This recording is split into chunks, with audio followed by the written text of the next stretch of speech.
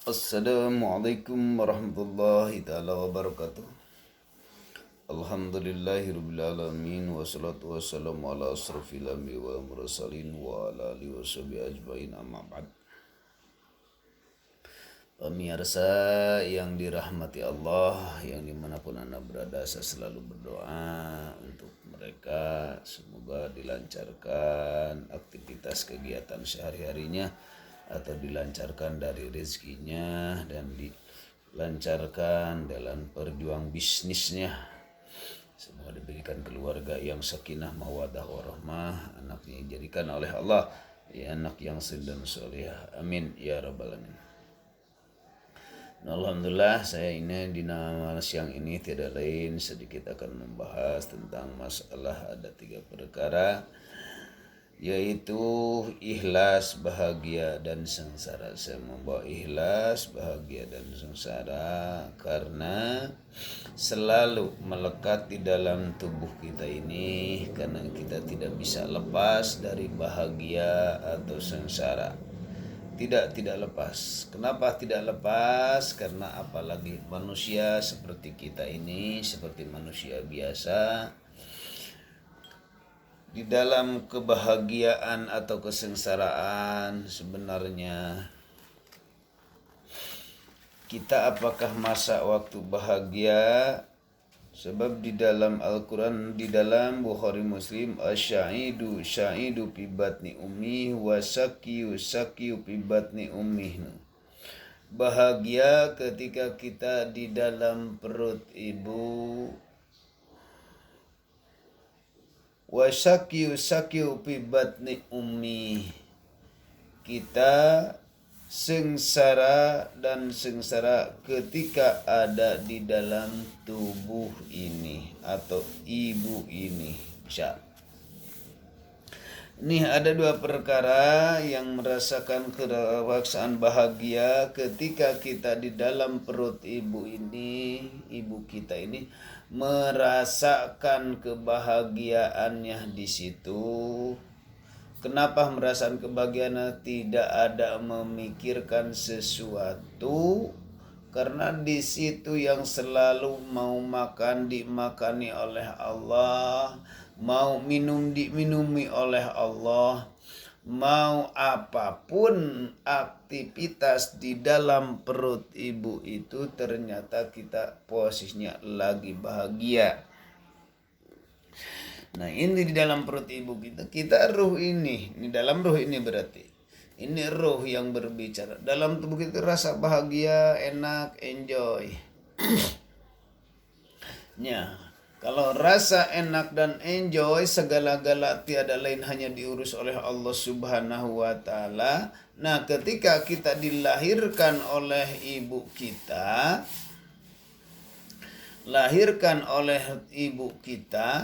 Masya Allah Rabbuna Karim. Bila mana sudah dilahir ke dunia sampai ke umur itu kurang lebih sampai ke mampir balik kita, atau usia kalau laki 15 tahun atau mimpi jima, kalau wanita itu adalah umur 9 tahun atau sudah head. Nah, disitulah dari mulai kebahagiaan kita sudah direnggut oleh hawa nafsu. Kebahagiaan kita direnggut oleh hawa nafsu.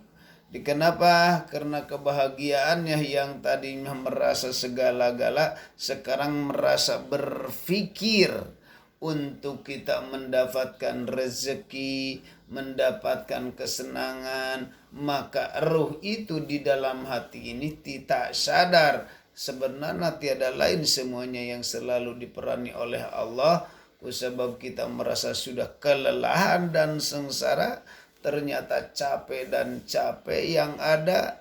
Nah, disinilah manusia ini akan merasakan sengsara. Sekarang di alam dunia merasakan sengsara, banyak itu yang selalu merasakan sengsara. Ada yang merasakan sengsara dengan punya suami seperti ini. Punya suami pun merasakan sengsara. Kenapa? Apalagi suaminya bikin jengkel, bisa juga Ada yang punya istri bukan bahagia, tadinya surga dunia ternyata jadi neraka dunia.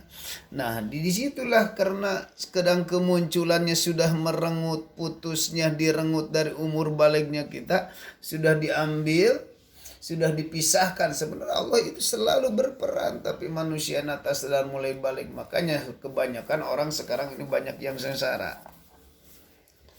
Kenapa? Karena banyak yang sengsara kelihatan. Keluh kesah, selalu mengeluh kepada seseorang, selalu berbicara kepada seseorang kenapa dan kenapa, karena jalan perusahaan posisinya bangkrut. Kenapa dan mengeluhnya karena suami sayanya posisinya selingkuh, suami saya tak usaha, suami saya misalkan kerja keras seperti apa tidak ada hasilnya. Itu merasa sengsara dalam batin. Nah, sama seperti wanita pun juga merasa sengsara di sini. Kenapa harus merasa sengsara? Kenapa aku sebab misalkan istri kitanya tidak suka tinggal di rumah atau selalu berkeluyuran, selalu kekurangan dan hawa nafsu yang selalu berperan di situ, ternyata kita merasakan kesengsaraan ini. Kesengsaraan ini tiada lain merasa capek di dalam tubuh kita, maka Allah telah mengasih tahu, Allah telah memberikan supaya manusia kembali lagi ke bahagia, supaya manusia kembali lagi kesenangan. Di dalam surat Al-Zalzalah, Bismillahirrahmanirrahim, idza zulzilatil ardu zilzalaha wa akhrajatil ardu asqalaha wa qalal insanu malaha. Al-hadis al-ayah manane wallahu alam rasulullah. Itu dalam surat Al-Zalzalah. Makanya manusia ini selalu diguncang dengan keinginan dan kesusahan karena repot dan kekurangan, mungkin buat biaya anak, mungkin buat biaya ayeuna yang lain atau di dalam rumah tangga. Sama seperti suami juga kerepotan kesana kemari siang dan malam sampai ke mencari duit kesana kemari. Memang seharusnya waktu wajib untuk mencari uang, tapi kita sadarkanlah di dalam hati kita, ruh kita, supaya jangan sampai terjerumus ke dunia kegelapan. Kalau terjerumus ke dunia kegelapan, maka manusia ini lebih gelap lagi daripada yang posisinya sekarang.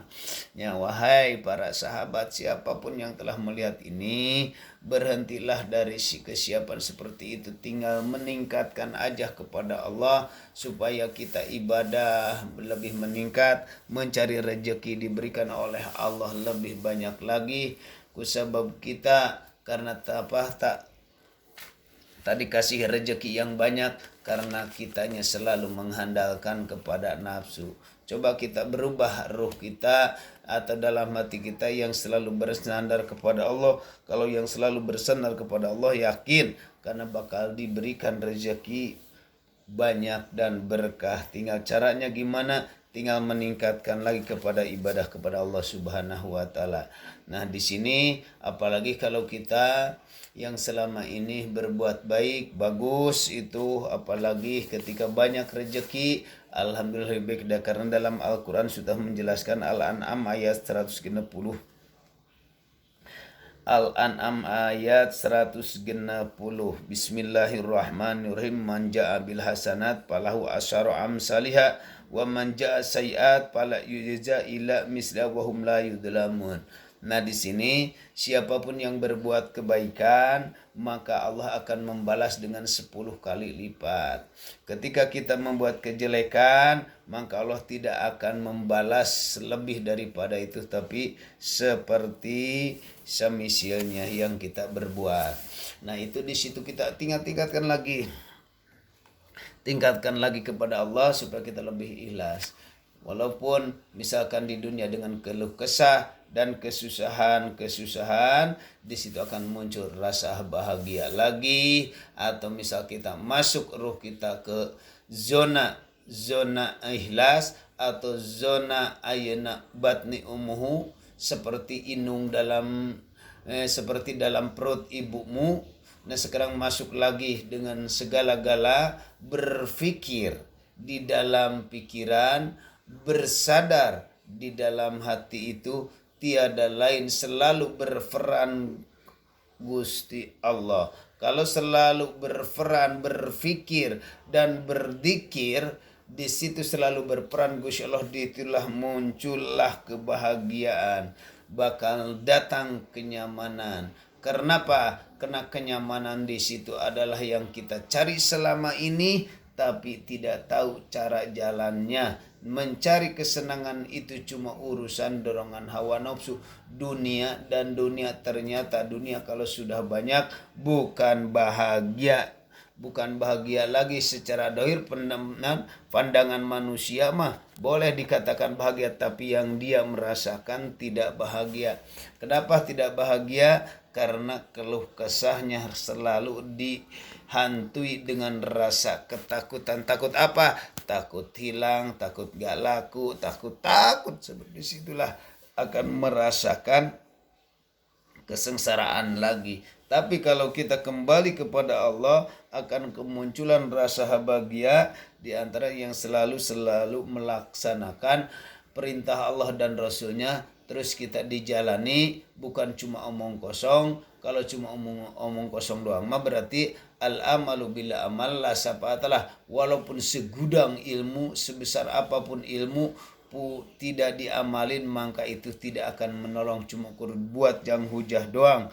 Kalau punya ilmu, kerja keras, setar, tapi hati kita sadar kepada Allah, insya Allah di situ Allah akan mendatangkan rasa kenyamanan di dalam hati. Mungkin sekian untuk menjelaskan ayat antara bahagia dan sengsara. Insya Allah lain kali kita akan bahas lagi.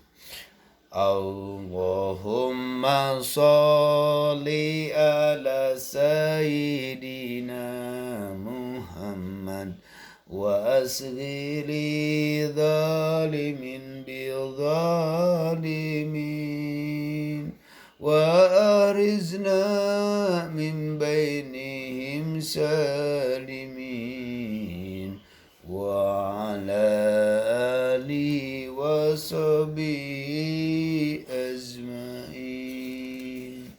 Assalamualaikum warahmatullahi wabarakatuh.